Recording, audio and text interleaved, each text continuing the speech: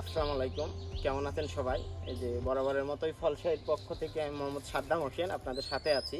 তো আমরা বৈশাখ পার করে আমাদের জ্যৈষ্ঠ মাসে এসে পড়েছি। তো জ্যৈষ্ঠ মাস হচ্ছে আম, লিচু, জাম, কাঁঠাল সকল প্রকার দেশি ফল পাকার মাস। প্রচণ্ড গরম আমাদের রাজশাহীতে জ্যৈষ্ঠ মাসে আসলেই। আর এই জ্যৈষ্ঠ মাসের অপর নামই বলা হয় মধু মাস।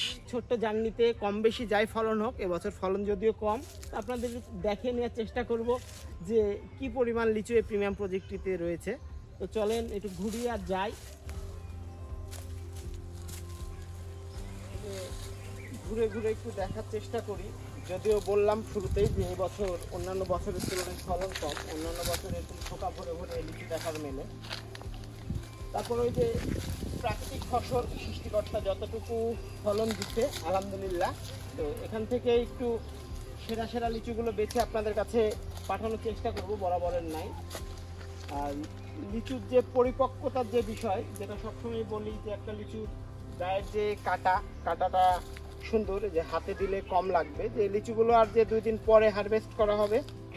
আর লিচুর সবচেয়ে বড় সমস্যার যে জায়গাটা, সেটা হলো যে লিচুর গোড়ার পোকারের বিষয়টা। তো এই বরাবরের মতো এই জায়গাটায় আমাদের সর্বোচ্চ নজর থাকে যে আপনাদের যাতে একটা রুচিকর খুব সুন্দর প্রিমিয়াম লিচু আমি উপহার দিতে পারি।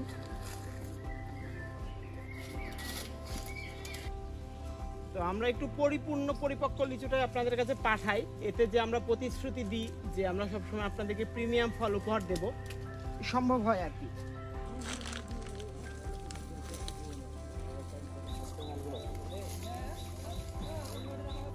ছোট করে একটু দেখাতে নিয়ে চলে আসলাম। এগুলো আসলে বাগানে আসলে দেখানো একটু সম্ভব হয়। ফলশাহীর স্ট্যান্ডার্ড বাছাই প্রক্রিয়াটাই আসলে ফলশাহীর লিচু আমকে প্রিমিয়াম করে গড়ে তোলে।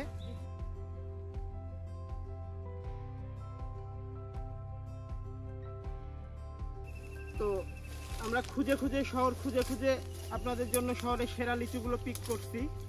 বাছাই প্রক্রিয়ায় বাদ দিচ্ছি পোড়া লিচু, আর খুব সতর্ক থাকতেছি যে লিচুটার গোড়ায় পোকা হয়ে গেছে এটাই। বাগান ঘুরলাম, এবছর ফলন সীমিত।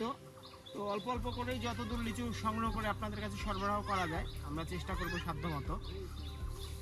তো ভালো থাকেন সবাই, দোয়া রাখেন আমার জন্য, এভাবেই যাতে আপনাদের এই রাজশাহী শহরের যে ফলজ ঐতিহ্য প্রিমিয়াম আম লিচু উপহার দিয়ে যেতে পারি। ধন্যবাদ।